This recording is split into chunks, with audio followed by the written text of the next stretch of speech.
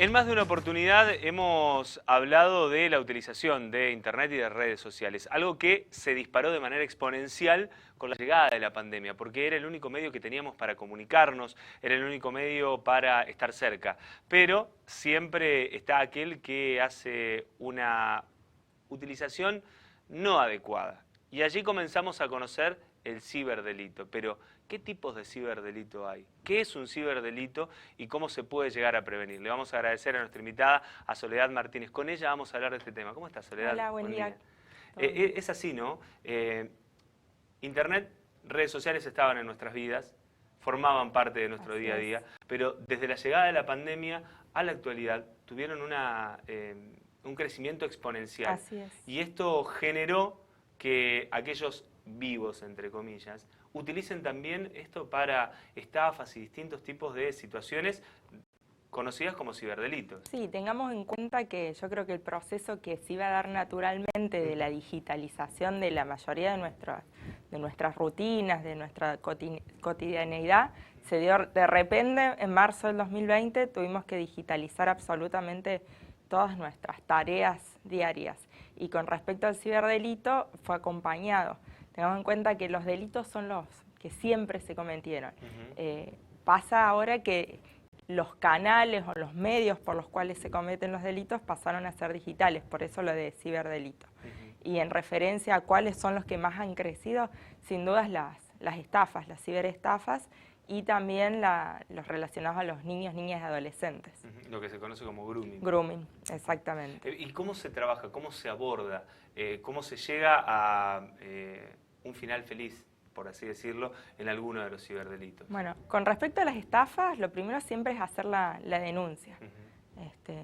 Hay que hacer tanto la denuncia en el ámbito penal como civil porque hay cautelares que indican a los bancos que en caso de haber tenido créditos las víctimas, se genera el stop debit, es decir, que se corte el descuento de los créditos hasta que se verifique que sea una estafa o no, porque también es cierto que hay gente que saca créditos y después los denuncia como estafa. Pero todo lo que nosotros tenemos en un dispositivo sirve como evidencia digital. Si ingresamos a un mensaje de WhatsApp que nos llegó con un link, entonces... Ahí comienza el ciberdelito, con ese mensaje de WhatsApp, con ese mensaje. O tal vez con un mensaje de texto, con un redireccionamiento a algún sitio, allí comienza Ahí todo. es donde comienza, a través del phishing, porque las modalidades siempre es la misma. El phishing, que es cuando te llega ese mensaje con un link para ingresar y cargar nuestros datos, ya sea datos personales o datos financieros. Puede llegarte por mensaje de WhatsApp, por un mensaje de texto, por correo electrónico, o el phishing, que es cuando nos llaman por teléfono y nos piden información. Los casos más conocidos acá fueron los de la vacuna, que nos llamaban y nos decían, usted tenía tal dosis, bueno, para solicitar la tercera dosis tiene que ir a un cajero y validar el PIN vacunaste, y nosotros íbamos. Y con respecto al phishing, que es cuando cargamos los datos, siempre están de acuerdo al tema del momento. Pasó el fin de semana pasado con Pascuas, que había un mensaje dando vuelta de una empresa que regalaba huevos de Pascuas y chocolates. La imagen era la misma, pero cuando entrábamos a ese link nos redireccionaba a páginas espejo.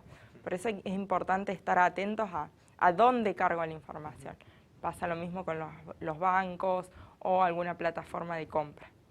Cuando decís estar atentos, uno con este tipo de situaciones automáticamente piensa en los adultos mayores, que son quienes tal vez en estos 2 años ingresaron al mundo de redes sociales, de Internet, pero todos estamos expuestos a esto. Tal cual. Hoy los adultos mayores yo creo que ha disminuido porque, como vos decís, al haber ingresado recién en el mundo digital, tienen más recaudos. O sea, bueno, veo dónde meto el dedo. En cambio, el resto de las personas que por ahí estamos más habituados a utilizar un celular, estamos con 2 celulares a la vez, una computadora, vamos en el auto, nos conectamos, vimos una red Wi-Fi, me conecté para hacer una transacción bancaria. Eso también hay que evitarlo, porque no sabemos quién es el proveedor de esa red Wi-Fi. Prestaba atención y pensaba, ¿no? En esto del ciberdelito, en los adultos mayores, en los más jóvenes. Todos tenemos que tener tal vez una particularidad de desconfiar. Sí, yo siempre digo, viste que hay un dicho que dice a caballo regalado no se le miran los dientes. Bueno, hay que mandarlo al odontólogo y revisarle completo todos los dientes. Pero hay que estar atentos, pensar, por ahí uno lo llaman y dice, tiene una deuda de tal tarjeta de crédito y si la abona en menos de 24 horas se le hace tal descuento y lo terminamos pagando y capaz que ya no teníamos cuenta en esa tarjeta. O el tema de las vacunas, o los premios, o los costos de, por ejemplo, un televisor, al menos del 50% del costo del mercado actual y uno por obtener ese descuento hace la compra por fuera de la plataforma digital y ahí es cuando perdemos el dinero, porque transferimos y no sabemos a dónde estamos transfiriendo la plata. La recomendación sería estar atentos, estar atentas a esa información que nos llega, chequearla, corroborarla antes de ingresar a cualquier link o ingresar cualquier tipo de información Exactamente, personal. por ejemplo, si estamos en duda de que me dieron un subsidio del Estado, algún premio, una orden de compra en una cadena de supermercados, contactarse con esa entidad para verificar que realmente esté entregando ese beneficio. Como te digo, mantener configuradas las contraseñas, actualizadas, configurada la privacidad, la doble autenticación. Vimos muchos los casos de WhatsApp que te clonaban el WhatsApp y uno perdía el control. Bueno, si uno tiene la doble autenticación y sobre todo tenerla a través de un correo electrónico y no de un mensaje de texto, eso es fundamental.